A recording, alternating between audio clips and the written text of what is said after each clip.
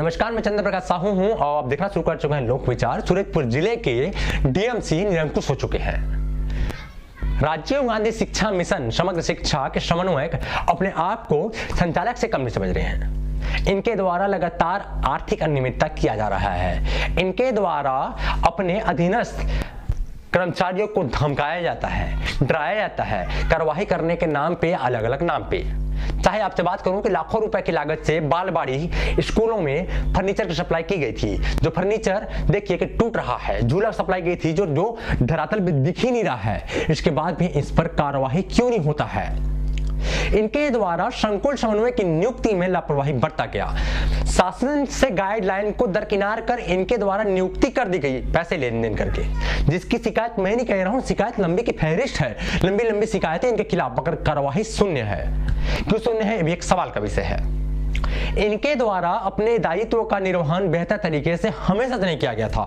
Covid के दौरान जब स्कूलें बंद थी तो इनके द्वारा स्कूलों में सैनिटाइजर भी सप्लाई कर दी गई थी। तीन से 55,000 रुपए की बिल और सैनिटाइजर का डिब्बा स्कूलों में सप्लाई कर दिया गया था, जिसकी शिकायत मुख्य सचिव से लेकर राजीव गांधी शिक्षा मिशन के संचालक तक की गई है, जिसके बाद भी कार्रवाई इनके द्वारा नहीं किया गया है। कारण यह था कि शिक्षा मंत्री के काफी करीबी माने जाते थे, उनके खास थे, मगर अब सत्ता में शिक्षा मंत्री नहीं है। वो उनको इस बार कांग्रेस पार्टी ने टिकट ही नहीं दिया था, क्योंकि इनकी भ्रष्टाचार चरम पर थी कि कांग्रेस पार्टी ने खुद मान लिया कि इनके रहते शिक्षा व्यवस्था चरमरा जाएगी और भी नस्ता नाबूद हो जाएगी, इसलिए इनको नहीं दिया गया था। तो डीएमसी के द्वारा इतनी घोर लापरवाही बरता जा रहा है कि पूछिए ना। हमारे उत्थान सेवा समिति के माध्यम से कलेक्टर को लिखित शिकायत देकर के बताया गया है कि इनके द्वारा अपने कार्यालय में जो वाहन चढ़ते हैं, जो स्कॉर्पियो है, वो स्कॉर्पियो इनका नहीं है। इन्होंने जो है इसको रेंट में लेके चलाया जा रहा है, जिसका भुगतान 33 से 35,000 रुपए की राशि प्रति माह किया जा रहा है। अब ये वाहन है, ये वाहन जिनके नाम से है वो उनका वाहन चालक है। अजहर करके एक व्यक्ति है जो इनके कार्यालय से मोटी रकम की सैलरी लेता है और वही उस वाहन का मालिक भी है। और सब्जेक्ट इसमें ये रखता है कि जब वाहन चालक ही उसका कर्मचारी है तो वो वाहन चला कैसे रहा था, वो मालिक कैसे हो सकता है? एक व्यक्ति है जो वाहन चालक भी है, सरकारी सैलरी लेता है और वो ही वाहन का मालिक भी होता है।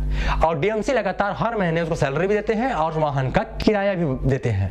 और वाहन कब रखे हैं, कैसे रखे हैं, ये भी एक सवाल का विषय है। क्या उस नियमों को पालन किया गया था वाहन रखने का?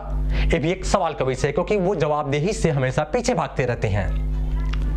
साथ में सवाल यह भी उठता है कि इनके द्वारा जब डीजल या ईंधन भरवाने की जब बारी आती है तो ये दूर का जो सिलफिली क्षेत्र में पड़ता है, वहां से ये डीजल पेट्रोल अपने वाहन में भरवाते हैं। क्या आसपास में पेट्रोल टंकियां नहीं हैं? इनके बाद भी इनके द्वारा अनियमितता किया जा रहा है।